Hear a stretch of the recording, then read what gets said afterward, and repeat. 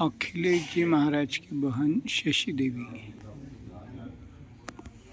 वंदम गुरुपद कंज कृपा सिंधु नर रूप हरे महामोहतम कुंज जासु बचन रवि कर्णिक श्यावर रामचंद्र भगवान की श्री गुरुदेव भगवान की। सुसुर से विराजमान बद्रीनाथ त्रिपाठी जी महाराज, योगी जी महाराज, अखिलेश जी महाराज के चरणों में बारंबार शीश नमन करते हुए माता जी के चरणों में प्रणाम, शीश नमन, और आप सभी साधक भक्तों के चरणों में मेरा शीश नमन। एक छोटे से भजन से स्टार्ट कर रही हूँ। समय तो आज कम ही है, लेकिन फिर भी कोशिश करूँगा, आप लोग भी गाइएगा। जिसके हृदय में, जिसके हृदय में, जिसके हृदय में राम नाम बंद है, उसके हर घड़ी आनंद ही आनंद है। जिसके हृदय में, जिसके हृदय में, जिसके हृदय में राम नाम बंद है, उसके हृदय में हरदम आनंद ही आनंद है। श्याम प्यारे से जिसका संबंध है, श्याम प्यारे संबंध है, उसके हर घड़ी आनंद ही आनंद है। लेकर सिर्फ राम नाम का सहारा, लेकर सिर्फ राम नाम का सहारा, इसे दुनिया से करके किनारा, इसे दुनिया से करके किनारा। जिसके राम जी, जिसके राम जी, जिसके राम जी की रजा में रजामंद है, उसके हृदय में हर घड़ी आनंद ही आनंद है, उसके हर घड़ी आनंद ही आनंद है। जिसके हृदय में राम नाम बंद है, जिसके हृदय में राम नाम बंद है, उसके हर घड़ी आनंद ही आनंद है, उसके हर घड़ी आनंद ही आनंद है।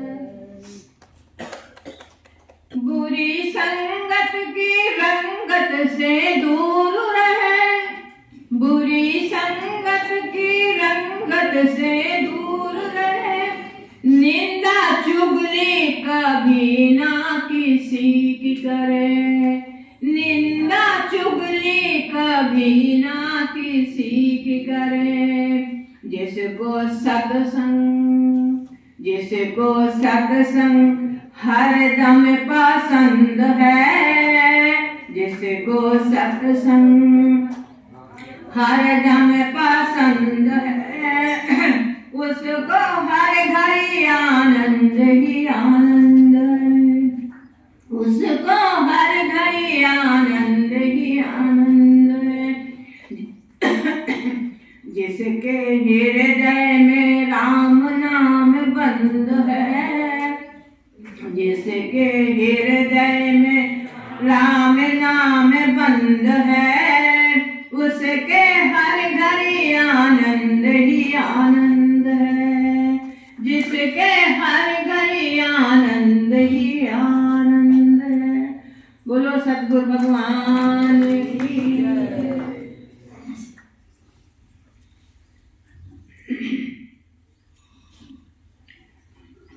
अभी हम लोग बड़ा अच्छा अनुभूति सुन रहे थे, और छपरा में मैं भी पिताजी के घर होके आई हूँ। और वहाँ के पुआ हमने भी खाए हैं। पुआ की बड़ी चर्चा होती है और बड़े स्पेशल वो बनते हैं, लेकिन मैंने भी खाया है। और छपरा में कई जगह वहाँ भी हम लोग गए हैं योगी जी के साथ। मैं तो देख के आश्चर्यचकित हूँ कि योगी जी कहाँ कहाँ गली गली पता नहीं किस किस के घर पहुँचे हैं। गजब की बात है। और वो भी कैसे, हम लोग को तो आज एसी चाहिए, बढ़िया सीट सोने को चाहिए, बड़ा शरीर दुर्बल हो गया, बहुत सारी आरामें चाहिए, लेकिन महाराज जी के पास कोई आराम नहीं। बहुत धक्के खा खा के चलते थे। कई बार बता रहे हम लोग भेजने गए हैं तो महाराज इतनी ठसाठस गाड़ी होती थी कि उनको ऐसे धक्का मार के अंदर घुसा देते थे किसी भी तरीके से। और वो बेचारे कैसे जाते, अब अकेले चलते थे। फिर भगवान की कृपा हुई तो हमारे किशन भैया जी आ गए, उनके बॉडीगार्ड की तरह, उनका बड़ा ही ख्याल रखते थे। तो ये कि हम लोग का ऐसा जीवन। उसके बाद जब मैं आ गई 84 में, तो हमारे पास योगी जी की पत्नी रहा करती थी, उनकी सेवा में हम थे। और उसके बाद उनका शरीर 87 में शांत हुआ। उसके बाद महाराज जी हमें लगातार अपने साथ ही प्रोग्राम में लगाने लगे। काफी उनके सानिध्य में रहे हैं और ऐसी अटपट बातें महाराज जी की होती थी कि हमारे दिमाग के ऊपर निकल जाए। ऐसी हरकतें कर देते थे कि लगता था कि भगवान जाने क्या होने वाला है। बहुत डांट खाइए। कहते हैं अगर संतों से डांट नहीं पड़ी तो उसको कुछ नहीं मिला। डांट खाने से ही दिमाग खुलता है। तो उन्होंने बड़ा डांट किया, छोटी छोटी सी गलती पर भी बहुत डांट लगाते थे। और उसके बाद जो प्यार करते थे उसकी भी कोई लिमिट नहीं। एक बार हम गुस्सा हो गए महाराज जी से। क्या हुआ कि हम लोग इंदौर से चले, तो इंदौर में उन्होंने खाना खा लिया। 3 बजे हम लोग को ट्रेन पकड़नी थी, 4 बजे की, 3 बजे खाना खा लिया। तो हम लोग चले आए। चले जाने के बाद कोई स्टेशन आया था, हमें लगता उज्जैन था, और महाराज जी ने समोसे और कचौड़ी, बताइए दोनों भारी चीजें उन्होंने खरीद ली। और वो भी कितनी, 12। मैं तो देख के हैरान, किशन भैया भी परेशान कि अभी ये इनका होगा क्या। तो महाराज जी कहते हैं दुश्मन को खा डालो। हमने महाराज जी हम नहीं खा पाएंगे, हमारा तो पेट अभी तक भरा ही हुआ है। तो फिर कहते हैं अब तुम नहीं खाओगी तो मैं खा डालूंगा। अरे बाप रे, मैं तो फिर भी हैरान रह गई। फिर हम लोगों ने बड़ी मुश्किल से एक एक खाई। और उसके बाद भोपाल आया। भोपाल में एक हमारे हरि भाई तुलसियानी थे, वहीं पर हमारा सत्संग होता था। तो वो एक बाल्टी भर के, उनकी गाय बहुत थी, वो खीर लेके आ गए। पेशवानी साहब पता नहीं पकवान लेके आ गए, बहुत चीजें। और जैसे ट्रेन केवल 2 मिनट वहां रुकती थी, आप समझिए। और 2 मिनट बैरागढ़ में 2 मिनट रुकती थी उस समय। और 2 मिनट में भी ये सारा सामान महाराज जी के पास, और राम राम करके सब नीचे उतर गए। अब हमने कहा कि इतनी भरी खीर है बाल्टी में, इसको हम क्या करें। तो हमने महाराज जी का तेल का डब्बा था, हमने उसमें निकाल दिया। और उसके बाद महाराज जी वो हमने हरि भाई जी को वापस दे दी कि प्रसाद हो गया, आप सब नहीं बांट देना। अब जब आगे स्टेशन आया तो भोपाल, मतलब भोपाल आ गया, तो महाराज जी ने कहा कि वो खीर कहाँ है, मुझे तो बड़ी भूख लग रही है। तो हमने कहा कि महाराज जी खीर है। हमने डब्बे बड़े आदर से उनको दिए। तो महाराज जी कहते हैं कि मुझे तुमने भूखा मारा है, मुझे तुमने भूखा मारा है। हमने कहा अब तो मैं बहुत बहुत डर गई। हम कुछ बोले नहीं, हमने कहा ना बोले बहुत अच्छा है। और वह गुरु का मामला है, पता नहीं भगवान जाने कहाँ उनके गया, किसको खिलाए। तो उसके बाद हम गुस्सा हो गए। तो ऊपर किशन भैया लेटते थे, बीच में हम 3 टायर में, और नीचे महाराज जी होते थे। तो वो 3 बजे मतलब लैट्रिन हो के फ्रेश हो करके उसके बाद बैठ जाते थे ध्यान में। तो 3 बजे हमको सीट गिरानी होती थी।